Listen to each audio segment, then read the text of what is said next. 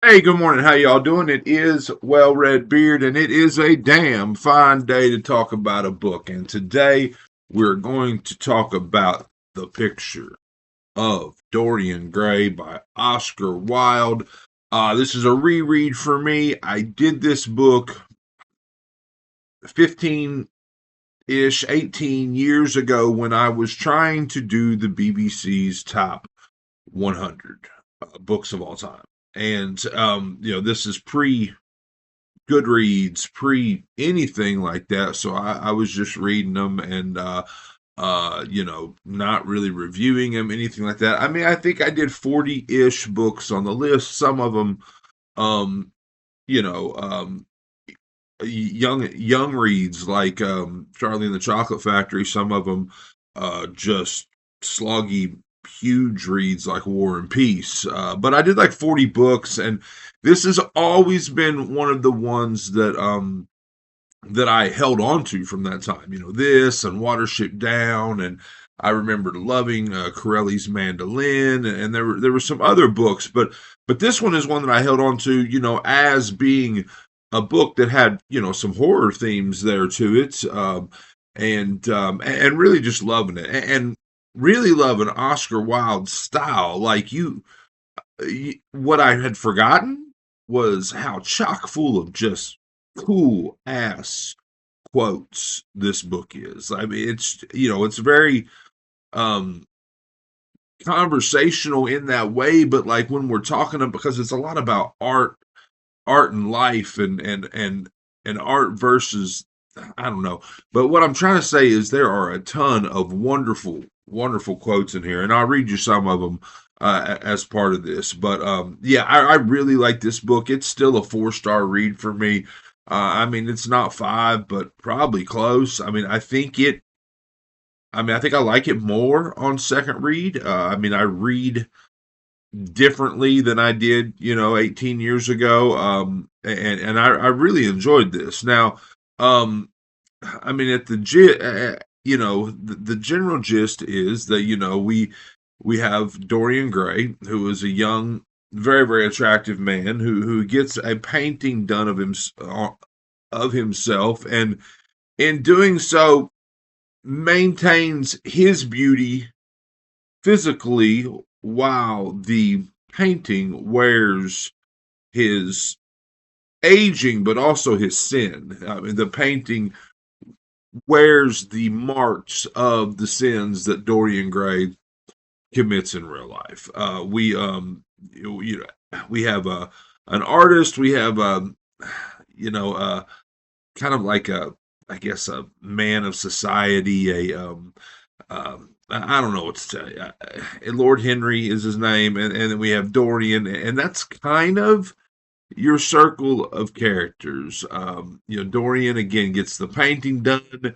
Our artist is just enamored with Dorian, and his physical appearance, but also the work that he has created. He thinks that it is his finest work, and um, anyway, so Lord Henry is just this horrible human being. I mean, insufferable at places, but says things that are, while like really bad takes, they kind of end up being some of these really really cool quotes. So,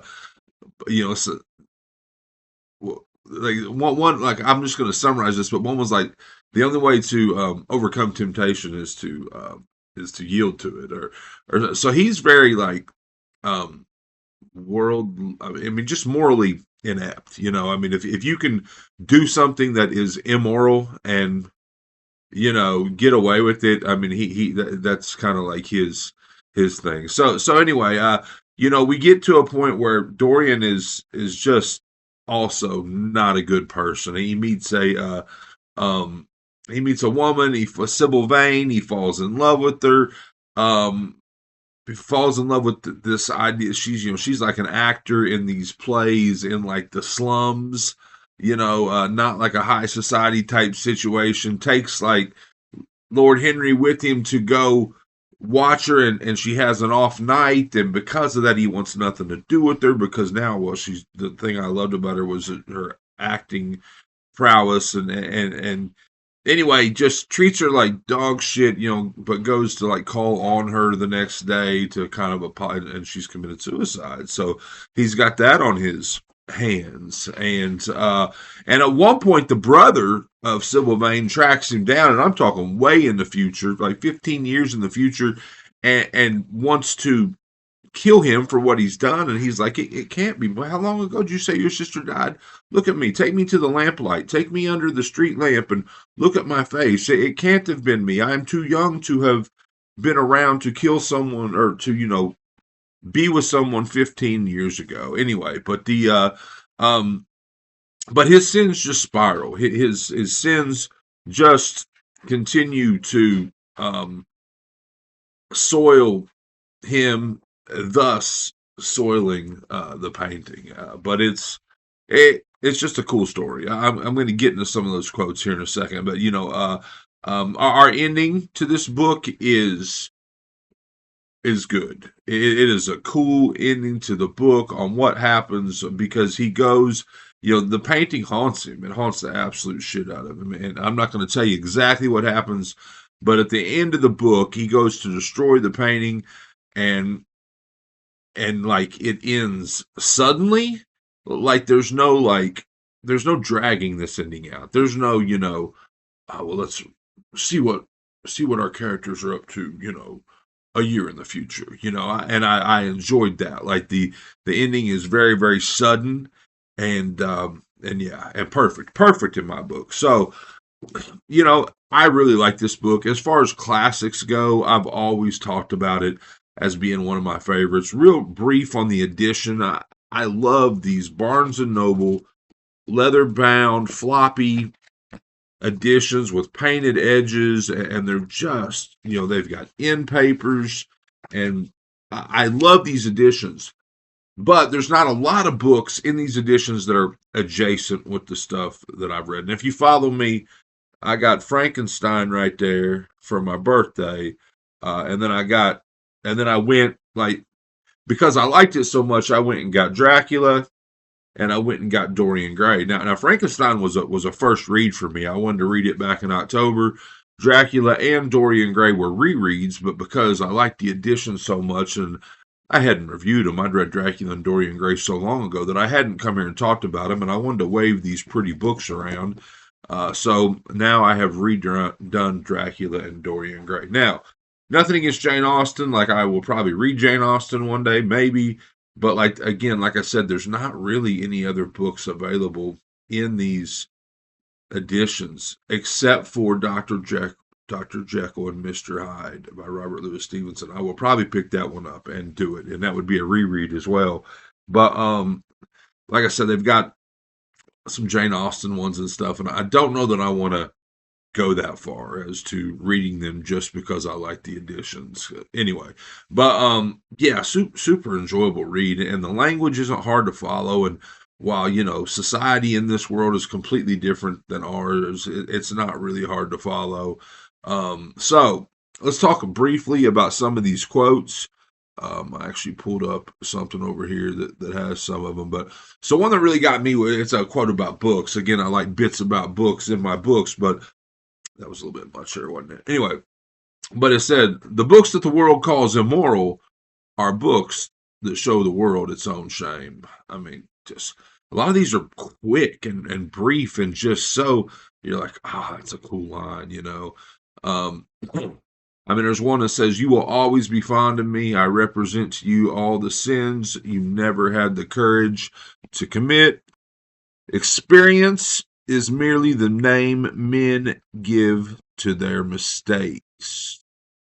To define is to limit. I mean, like I said, just brief things, nothing, necessarily earth-shaking, but the only way to get rid of temptation is to yield to it. Behind every exquisite thing that existed, there is something tragic. I am too fond of reading books to care to write them. Yeah, that's me, for sure. There's only one thing in the world worse than being talked about, and that is not being talked about. Children begin by loving their parents. As they grow older, they judge them. Sometimes they forgive them. That's a cool. Uh, Here's like a little conversation. What of art? It's a malady. Love? An illusion. Religion? The fashionable substitute for belief. You are a skeptic. Never. Skepticism is the beginning of faith. What are you? And that's when it says to define is to limit. Never marry at all, Dorian. Men marry because they are tired. Women because they are curious. Both are disappointed. Some things are more precious because they don't last long.